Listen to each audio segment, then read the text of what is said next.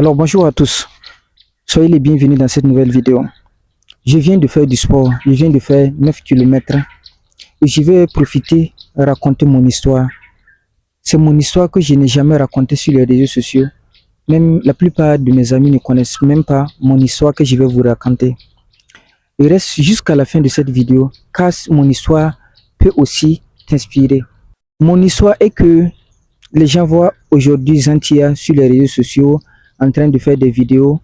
Les gens voient Zantia sur les réseaux sociaux en train d'écrire un livre ou bien en train de publier ses livres et tout. Et derrière ça se cache une histoire que j'ai jamais racontée à quelqu'un. Je pense que mon histoire date de l'année passée. C'est l'année passée que j'ai eu le déclic vraiment que je changerais mon avenir. L'histoire c'est quoi?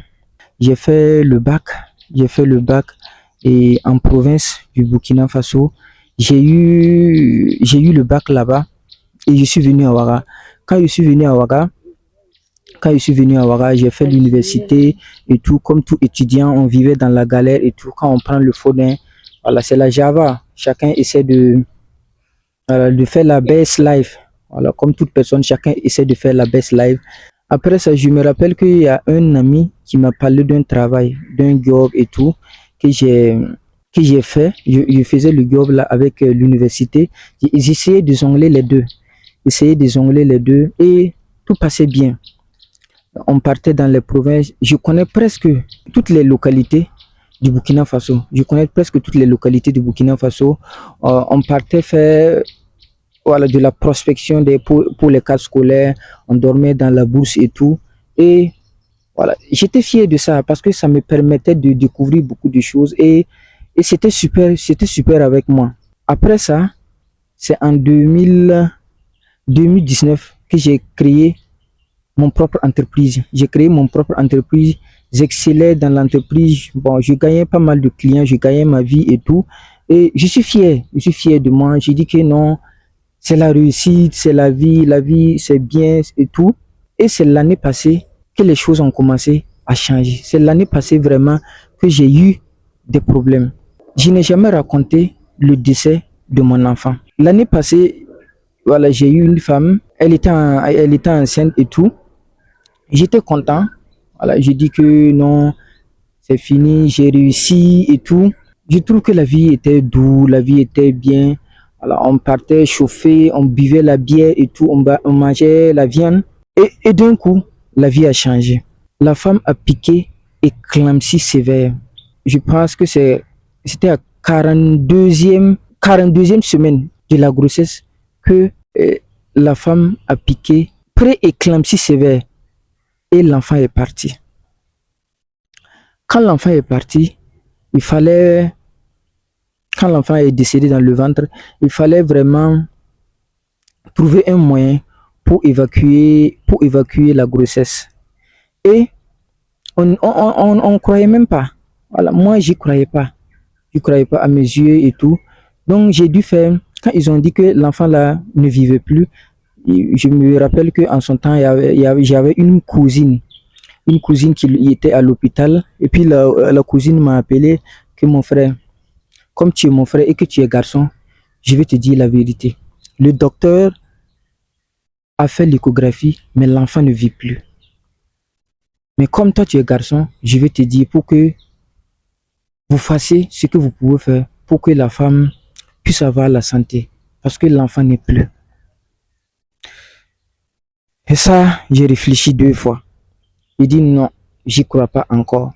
Il dit je vais aller faire échographie. Quand on est allé dans une clinique à Kosodo, je me rappelle le nom de la clinique là, c'est Bombe de Galard. Bombe de Galard, c'est un truc comme ça. Quand on a fait l'échographie, on a trouvé que effectivement l'enfant ne vivait plus. Et on est revenu à l'hôpital. Je me rappelle que c'était à Kosodo. On est revenu à l'hôpital pour voir quelles sont les conduites à tenir pour vraiment évacuer l'enfant. Et je me rappelle que c'est la première fois, mes larmes ont coulé. C'est la première fois. Et parce qu'on a fait 3 jours, ou c'était 4 jours à l'hôpital, quand on a pu vraiment évacuer la grossesse, quand moi j'ai regardé l'enfant couché dans le carton, j'ai dit waouh, c'est mon sang qui est ici. Donc c'est ma moitié qui est ici, qui est déjà couchée dans le carton. J'ai dit non, c'est pas vrai. Je vais pas me laisser faire. Il faut que je reprends le contrôle de ma vie. Et je me rappelle que c'était un jeudi et le vendredi, je devrais, je devrais gêner. Je devrais gêner. Et c'était le temps de carême. J'ai gêné et le vendredi vers midi 30 comme ça, on a eu la route pour rentrer à la maison. Je voulais faire le chemin de croix et puis rentrer en même temps. Quand je suis arrivé à l'église, j'ai pas pu me retenir. J'ai dit non, je vais pas faire le chemin de croix. Et le carême que j'avais fait là, j'ai cassé ça. Je suis allé boire de l'eau. Et en même temps, j'ai continué à la maison pour pleurer. J'ai pleuré, pleuré, pleuré, pleuré. J'ai dit, j'y crois pas. Moi, je pensais que la vie allait être vraiment facile pour moi. Pourquoi la vie me fait ça? Pourquoi la vie me fait ça? J'ai continué de pleurer, pleurer, pleurer, pleurer comme ça. Réfléchi. J'ai réfléchi vraiment profondément de la vie. J'ai réfléchi et je continue de réfléchir dans la vie. Et quand la femme est partie au village pour des soins traditionnels et je suis resté à Ouagadougou. Et quand je suis resté à Ouagadougou, je suis seul dans ma maison. Je continue de réfléchir, je continue de réfléchir, je continue de réfléchir. Et en son temps, je n'avais pas l'argent. J'avais pris toutes mes économies pour mettre dans le soin de la femme. Pour ce genre de trucs-là, ça demande ça demande un peu de budget. Mais grâce à Dieu, on a pu le faire. Voilà, on a pu le faire, on a pu soigner la femme là et ça va. J'étais seul à la maison, je réfléchis sur la vie, je réfléchis sur la vie. Je me rappelle que je mangeais plus. Je gênais, je réfléchissais, je gênais, je réfléchissais. Et il y a quelque chose qui me venait en tête. Je sentais que je devrais faire quelque chose dans la vie. Je sentais un sentiment d'aider aux gens. Voilà, je sentais que je devrais vraiment faire quelque chose de ma vie. Je sentais que je devrais faire quelque chose de ma vie. C'est là que je me suis levé. Je me rappelle que j'avais un truc de 15 000 comme ça. Je me suis levé pour aller payer des livres. Voilà, c'est mon budget que j'ai loué pour payer les livres là. Et quand je suis allé pour payer les livres, et je sentais vraiment que je ne voulais pas des livres où on parle de l'argent, je ne voulais pas des livres où on parle de best life et tout. Je voulais des livres pour prendre le contrôle de mon esprit. Je voulais vraiment des livres pour revenir dans la vie parce que j'étais mort. Parce que j'étais mort sans savoir. Voilà, il fallait que je redonne ma vie. Il fallait que je reprenne contrôle de ma vie. Et je me rappelle que j'ai payé mon premier livre de Sutra Karma, que je vais mettre la photo ici. C'est mon premier livre que j'ai payé, Sutra Karma de Steve. On dit transforme-toi et tu transformeras ton histoire. J'ai lu le livre là en un rien de temps. Et quand j'ai fini de lire le livre là, je vois que c'est pas suffisant. Je devrais faire quelque chose encore. Je devrais faire quelque chose encore. Et j'ai repayé un autre livre. Je me rappelle que c'est Pensée invincible de... C'est un japonais. Voilà, je pourrais mettre la photo ici. C'est Pensée invincible. Et quand j'ai lu vraiment ce livre, qui m'a permis de prendre le contrôle de ma vie, qui m'a permis vraiment de revenir dans la vie, je me sentais encore vide. J'avais un sentiment de vide à l'intérieur de moi. Et je dis que je devrais faire quelque chose. Mais je ne savais pas quoi. Mais ce que j'ai dans ma tête, c'est aider les gens. Je voulais vraiment aider les gens. Mais comment passer pour aider les gens? J'ai fait mes recherches sur les réseaux sociaux pour chercher des associations caritatives qui œuvrent dans le social et tout. Quand j'ai fait mes recherches là, je suis tombé sur sur un que j'ai pris le numéro pour appeler. J'ai dit ce que vous faites, ça me plaît, comment je peux m'intégrer dans l'association et tout. Il m'a donné rendez-vous à son bureau. Il se trouvait même que c'était un ami proche. Quand il m'a expliqué le système que dans leur association, on doit me former, il m'a demandé mon âge, que je dois être classé dans telle catégorie. Non, j'ai dit non. Je l'ai écouté, voilà.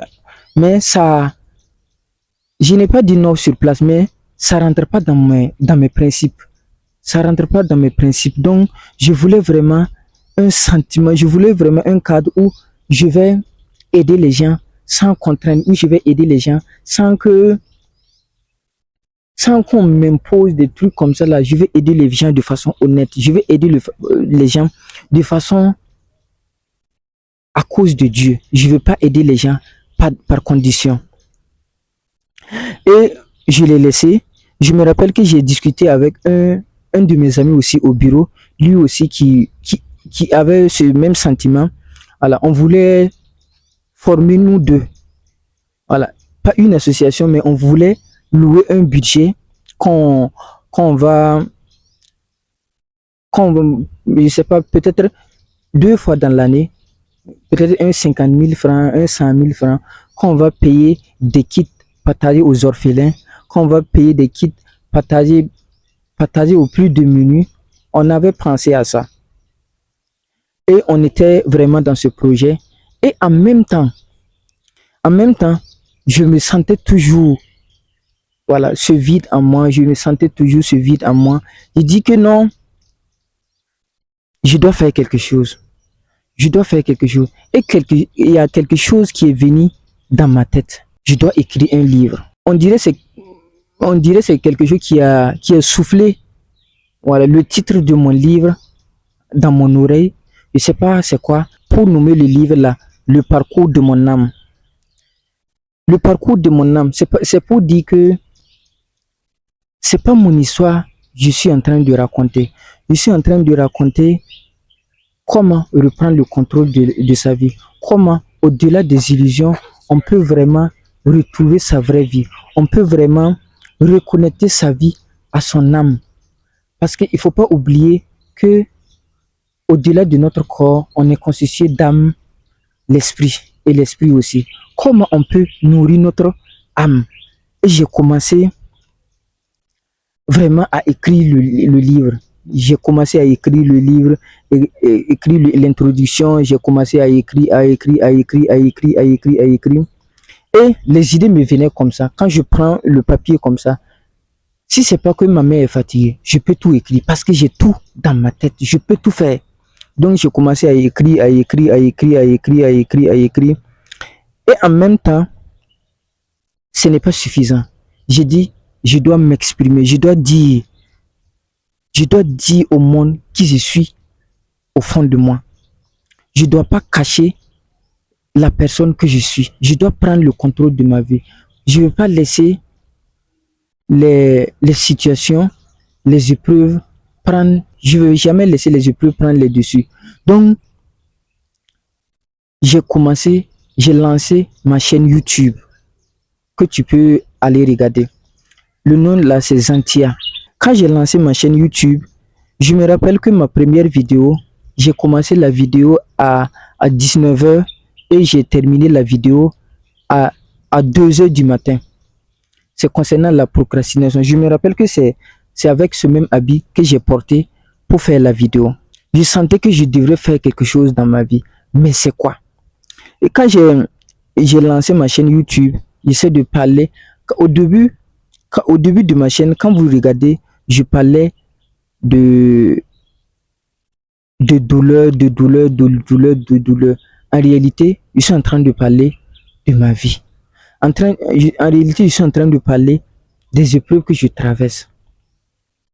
C'est pour dire que les épreuves ne sont pas là pour nous détruire. Les épreuves sont là pour nous enseigner. Peut-être que si mon enfant était en vie, je n'allais pas avoir vraiment le déclic que j'ai aujourd'hui. Aujourd'hui, je suis en bonne santé.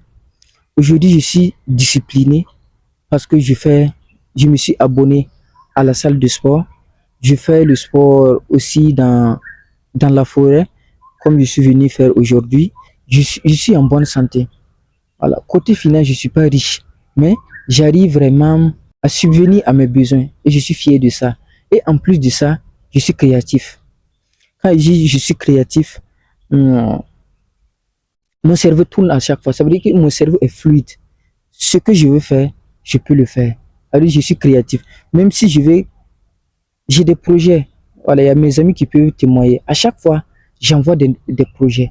J'envoie des projets. J'ai des idées de projets. Ça veut dire que mon cerveau est en bonne santé. Je réfléchis bien. Quand je veux faire quelque chose aujourd'hui, je suis content. Je suis très, très créatif. Donc, tout ça, c'est pour dire que derrière une personne se cache une histoire, souvent douloureuse, souvent triste, que les gens ne comprennent pas. Mais les gens n'arrivent pas vraiment d'autres n'arrivent pas vraiment à raconter leur histoire parce qu'ils se disent que les gens vont se moquer d'eux. Ils se disent que les gens vont, voilà, par l'ego, ils vont dire, parce que en Afrique, les gens veulent paraître, les gens veulent vraiment être une autre personne. Moi, je suis en train de raconter mon histoire. D'autres pouvaient raconter l'histoire où ils sont en boîte de nuit. D'autres pouvaient raconter l'histoire où ils sont en train de péter champagne. Mais pourquoi je ne le fais pas? Moi, je ne peux pas raconter ça. Moi, je ne peux pas raconter ce genre d'histoire parce que je vais être moi-même. Parce que je raconte mon histoire douloureuse pour que toi, tu regardes cette vidéo, si tu traverses des moments difficiles, pour que tu relèves, pour te transformer et transformer ton histoire. Je tenais vraiment à raconter mon histoire parce que les gens voient un Zantier discipliné, les gens voient un Zantier qui fait le sport, les gens voient un Zantier qui écrit des livres, les gens voient un Zantier qui est inspiré, enthousiasmé, mais au début, ça n'a pas aidé ça. C'est les épreuves qui m'a rendu ainsi. Et en plus de ça, le livre que j'ai écrit, j'ai dit, ce livre, je vais, je vais consacrer ce livre à la construction d'un orphelinat. Parce que le vide qui est en moi doit être rempli. Je dois être satisfait. Quand je partirai dans ce monde, je dois être vraiment quelqu'un vidé de tous mes projets. Parce que depuis mon enfance, j'avais le sentiment d'aider. Je voulais aider les gens. Je voulais, je voulais vraiment être utile. Et quand je suis devenu adulte, c'est moi le pauvre, entre griffes, c'est moi le pauvre, entre griffes. Comment faire pour accomplir ma mission qui est dans ma tête? Comment faire pour accomplir mon rêve qui est construire des orphelinats? Donc j'ai écrit mon livre et j'ai dit que ce livre est un projet d'orphelinat. Je suis sur ce projet et je verrai la faisabilité. Et je pense que par la grâce de Dieu, ma mission sera accomplie. Donc toi qui regardes cette vidéo, souvent, il ne faut pas avoir peur des gens pour raconter ton histoire. Il ne faut pas avoir peur des gens pour, pour prendre le contrôle, pour prendre le contrôle de ta vie. Parce qu'au début, quand j'ai commencé mes vidéos, quand j'ai commencé mes citations, il y a d'autres, je sais qu'il y a d'autres qui se moquaient de moi. Il y a d'autres qui ne me comprenaient pas. Mais c'est moi seul, je sais ce qui est réellement dans mon cœur. Donc, quand tu veux faire quelque chose, faut te lever pour le faire. Faut pas, le regard des gens, le regard des gens ne doit pas t'empêcher de ne pas être la personne que tu es. Mais il faut aussi que tu sois aligné avec des valeurs. Faut pas être dans la perversité. Si tu es aligné avec des valeurs vraiment qui, qui tu sais que au fond de toi, tu es en train de dire la vérité, au fond de toi, tu es en train de construire une vie qui inspire, tu ne dois pas avoir peur des gens. Tu dois vraiment prendre le contrôle de ta vie, continuer de bosser, continuer de demander à Dieu pour qu'il t'éclaire, continue de demander à Dieu pour qu'il te montre la voie qui va te faire que tu vas prendre le contrôle de ta vie, la voie de ta destinée. Moi, je me rappelle que j'ai fait plusieurs mois seul. Passé à la maison, je suis seul. Au boulot, je suis seul. J'ai créé vraiment un cadre pour vraiment consolider mon idée. Parce qu'au début de quelque chose, tu crois, il y a une voix qui te dit que c'est vrai, il y a une voix qui te dit que c'est faux. Mais c'est en consolidant, c'est en travaillant, c'est en prenant un recul que tu pourras voir la voix qui dit vraiment la vérité. Mais quand tu es dans un milieu où tu n'es pas, où il y a l'écho du monde, quand tu es dans un milieu où on raconte telle histoire, où on raconte telle histoire sur TikTok, sur Facebook, ton cerveau n'arrive pas à capter, ton cerveau vraiment n'arrive pas à capter moustique. Comme c'est dans la forêt, il y a des moustiques. Ton cerveau n'arrive pas vraiment à capter ce qui est bon, à filtrer ce qui est bon pour te donner. Donc, il faut trouver un cadre idéal où tu peux vraiment exprimer. Il faut savoir que la relation qui compte vraiment sur cette terre, c'est toi, ta relation avec toi-même et ta relation avec Dieu. Ta relation avec les gens viennent en dernière position. C'est toi, tu sais ce que tu veux dans la vie. Ça veut dire que ta relation avec toi et avec Dieu, ça c'est ton intimité. Tu dois vraiment protéger cette intimité. Tu dois vraiment protéger l'intimité que tu as avec toi et avec Dieu. Personne ne doit rentrer dedans.